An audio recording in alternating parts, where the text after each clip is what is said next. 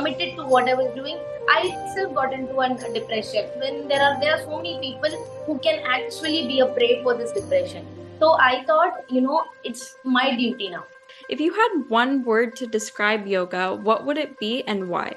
It's a pure magic, cosmic orgasm that you can't explain it. Yoga has healed me, and I need to heal others through yoga to bring that community together and to find the people who are actually in requirement of yoga and to deliver this knowledge.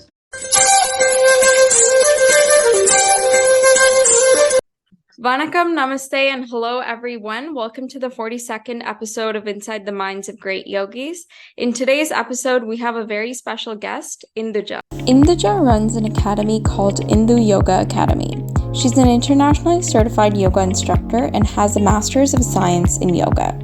She has acquired the benefits of yoga through self-practice. Indhuja runs a show every day on yoga for daily practice on Raj television. She has a teaching experience of more than 6+ years and has taught yoga to more than 2,000 plus students so far. Her goal is to share her knowledge on yoga to numerous people on earth. So let's give a big round of applause to Indhuja. Thank you, Courtney. That was a warm welcome from your end. Thank you so much. Hi, Indhuja. Welcome to the show. How are you doing today? I'm good. I'm doing great. And how about you? I'm doing good. It's a pleasure to have you, and I'm really excited to hear about your journey of yoga. So, yeah. I'm excited to share my experience. Yes, I'm excited to hear your experience. So thank you so much for joining me on this show. And without further ado, we'll get started. And the first question I have for you is, how did your journey of yoga begin? It's a bit of long story, but I'll try to cut it short and give you a small brief. Yeah. It started when I was very young itself. So I hail from a beautiful island, which is in India, called Andaman and Nicobar Island. There, when I was, I guess, 7 to 8 years old, there was a free yoga workshop. At that point of time, there was a very famous yogic guru called Baba Ramdev. So he used to conduct a free yoga workshop there. So it happened to be that my father attended one of his workshops, and there he also used to sell goodies like his Ayurvedic medicines and his T-shirts and compact CDs and stuff. So my dad kind of liked the workshop, and he got a CD. And what he did was, he made a ritual after attending the workshop that every 1 hour, morning and evening, he used to play that. Even no matter if no one is noticing it or watching the television, he never bothered. He used to play that television every day morning 6 to 7, evening 6 to 7. At one fine day, I was like, what is this person doing? But yeah, I had that little bit of excitement, and I tried to mimic what he was doing. Whatever he was doing, asanas and breathing practice, I thought, even let me also try. And when I actually started practicing of my own, by seeing him, I was having good fun. I was feeling very happy. I was feeling energetic. I was having a complete enjoyment when I was actually following him through the television. And that was a pause. Then after that, I moved to boarding hostel. And there, I was not really into yoga, nothing. I was that sort of person who used to only study, eat, sleep, study, eat, sleep. I was never into cultural activities, never into sports, nothing. Yeah. And then school passed, and my UG degree passed, high school done, college done, degree done. And I got into a job. And when I got into a job, it was going pretty well. I was a workaholic person there also. And if you're being a workaholic and if you're committed to your work a lot, so much, you tend to, misbalance your work-life balance. And that in turn gave me an extra baggage of stress, depression, and all sort. And also at the same time, my personal relationships in my personal life was not doing that great. So what I used to think that it's the end of the world. There's no point in living on this earth. I'm a person with no purpose in life, and I need to tell bye-bye to everyone, and there's no meaning of my existence in this earth. And I was feeling I was at my low point, absolutely. When though I was earning good, though I was performing well in professional life, Yeah. my personal life was absolutely zero.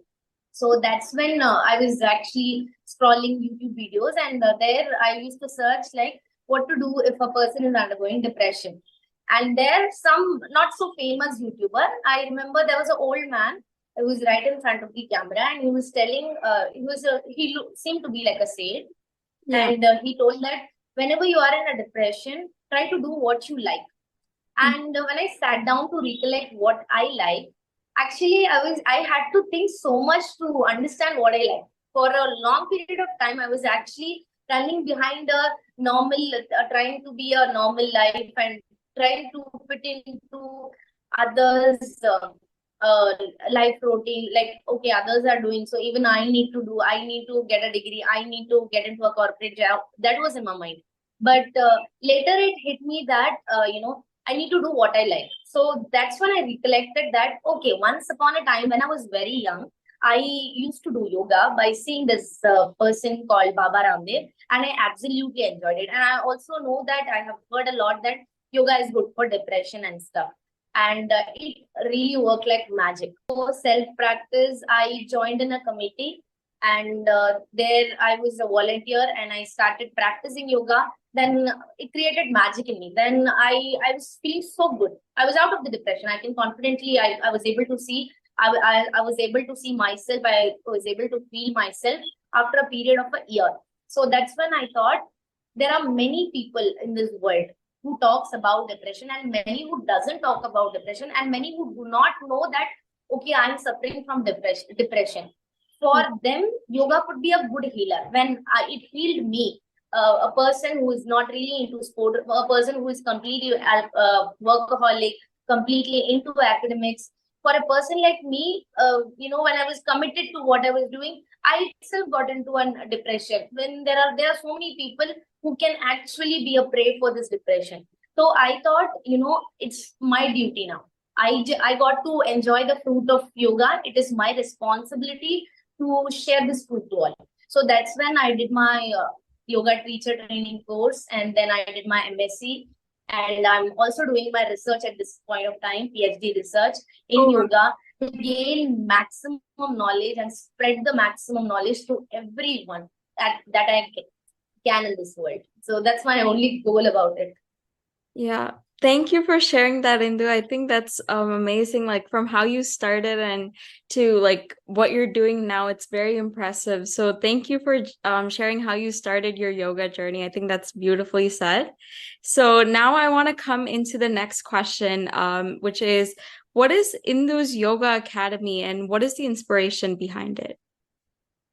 So as I mentioned you earlier, Yeah. the major goal of this Indu's Yoga Academy is to reach a wider community with people who are like-minded, who is also probably, thinking like me. Okay, yoga has healed me, and I need to heal others through yoga, to bring that community together and to find the people who are actually in requirement of yoga, and to deliver this knowledge either by theoretical, either by practically, through lectures, through workshops, through classes, online, offline, or retreat program, and whatsoever.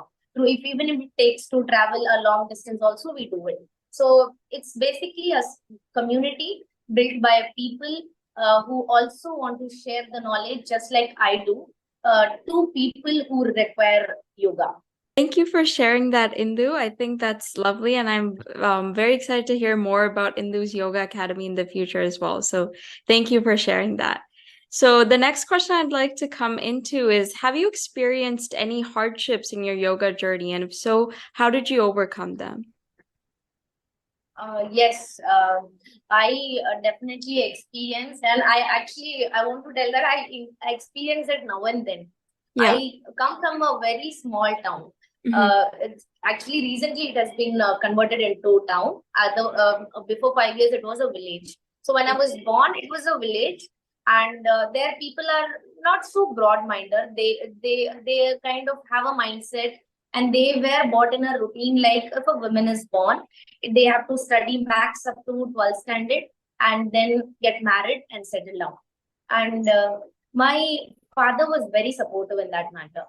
He always wanted me, he always treated a men and a women equally. So he thought my daughter will do what she likes. If she wants to get married, let her get married. If she wants to study further, it's absolutely her choice. So she can take the call. So with the support of my dad, I did my higher studies and I did my further education. I got into a job and all. But even if, well, even if your father is supportive in a community, it is not just your father. You need to travel along with your relatives and friends and so many other people. So, for instance, when you actually now I got to remember, yesterday my uncle dropped into my home, and so we were just having a normal conversation, and I use a tripod for my morning online class, which happens at 5 to 6 p.m. IST. And he pointed his finger to the tripod and he was like, what does this tripod actually yield you? For the education that you have did, you can actually earn so much. What are you actually doing in your life? With a very, you're very much a lot of emotions that you're not doing anything meaningful in your life. He was actually pinpointing me like that. If it was Indhuja, who was not a yoga practitioner, who was a lack of confident person, I would have just kept my mouth shut. But I don't know. It was a hardship, and I just also want to answer how I replied back to him. I told that, Uncle, you get up in the morning, you go to bed, you get up, you do some work, you earn money, you give it to your family, and you eat something for you and your family, you go to bed. But if I'm going to be awake next day, I know that I'm definitely going to make difference and make a big change in so many others' life. And when I'm going to sleep, I know that so many people are thanking me today because I have taught them yoga and they are able to feel the magic because of yoga. So I just told him straightforward that this is beyond your understanding. So chuck it, uncle. So, all that I want to tell is hardships and things keep coming. You just got to do what you like. You just got to do what you want. We do not have to give a damn about anything to anyone. If your heart says go for it, just go for it. Sometimes even parents might be, be an obstacle. They'll be like, why to quit a job and get into yoga teacher as a profession and stuff.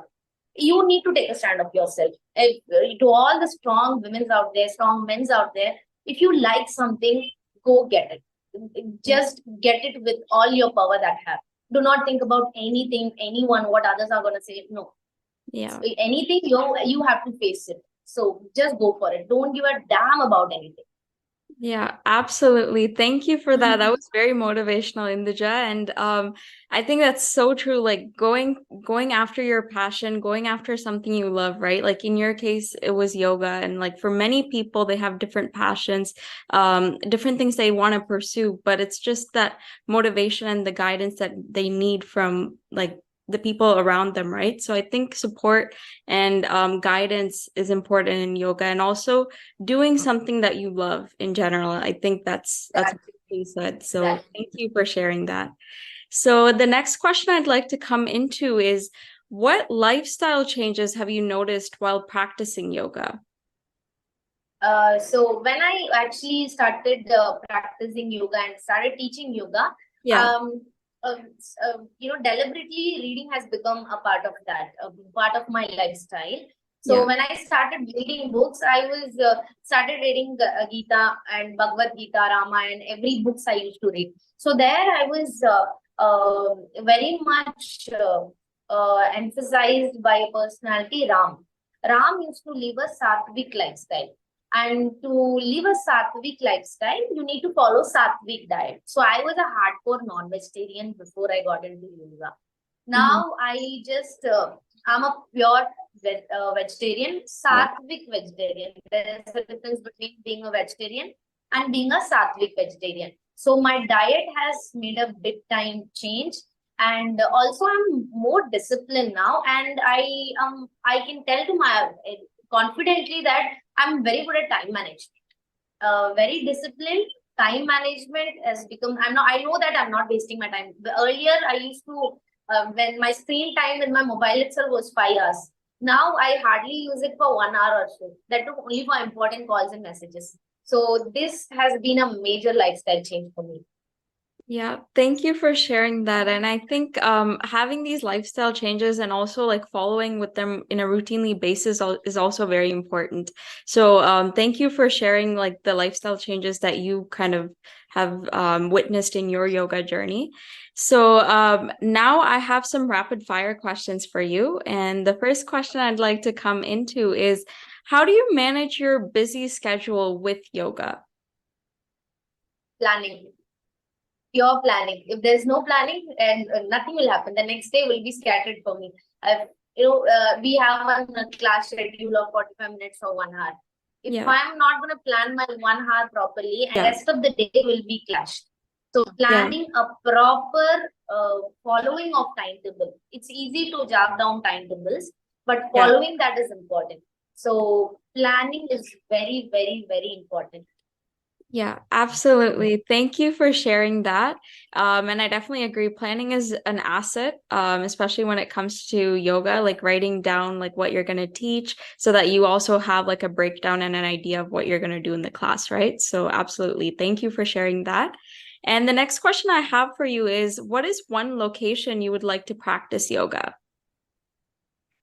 So normally I practice yoga in my living room. This is my place where I practice. Yeah. And when the weather is very good, there's a beach nearby. So nearby my home, I go to the beach early in the morning and practice there, or else I choose the balcony.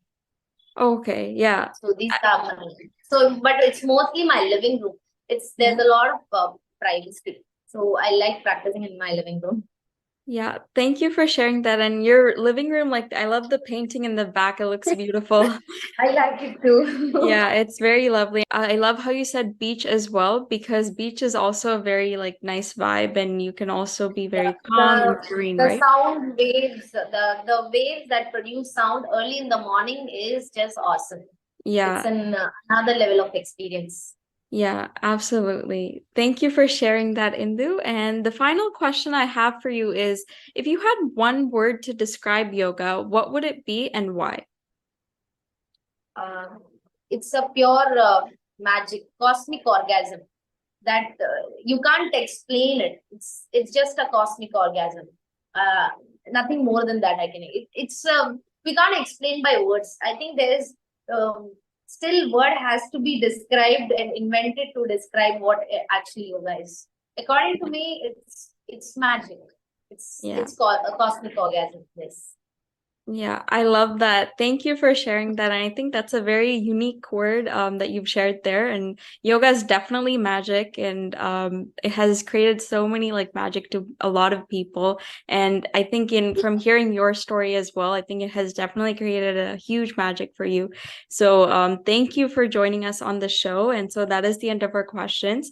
So thank you so much, Indhuja, for joining us on the 42nd episode of Inside the Minds of Great Yogis. It has been a pleasure having you on the show. And I'd like to also thank everyone who is yet to listen to our 42nd episode of Inside the Minds of Great Yogis. And until next time, I hope everyone has a great day. And thank you for joining us, Indhuja.